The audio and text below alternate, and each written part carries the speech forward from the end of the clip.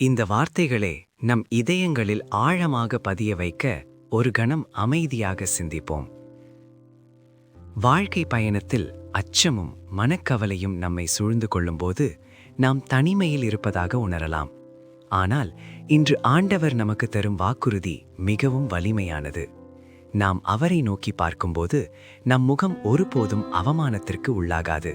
மாறாக அது அவர் தரும் இறை பிரசன்னத்தால் மிளிரும். குறிப்பாக உடைந்த உள்ளத்தார்க்கு அருகில் ஆண்டவர் இருக்கின்றார் என்ற வார்த்தை உங்களுக்கு பெரும் ஆறுதலாக இருக்கட்டும். உங்கள் வேதனை அவருக்கு தெரியும். உங்கள் மௌனமான அழுகையை அவர் கேட்கிறார். ஒரு ஏழை கூவி அழைக்கும்போது செவிசாய்க்கும் அதே தந்தை உங்கள் மன்றாட்டிற்கும் நிச்சயம் பதிலளிப்பார். சிறிது நேரம் அமைதியாக இருப்போம். இன்று உங்கள் பாரங்கள் அனைத்தையும் ஆண்டவரின் பாதத்தில் இறக்கி வையுங்கள். ஆண்டவரே, நீர் என்னோடு இருக்கிறீர் என்ற நம்பிக்கையில் நான் மகிழ்கிறேன் என்று மனதிற்குள் சொல்லுங்கள்.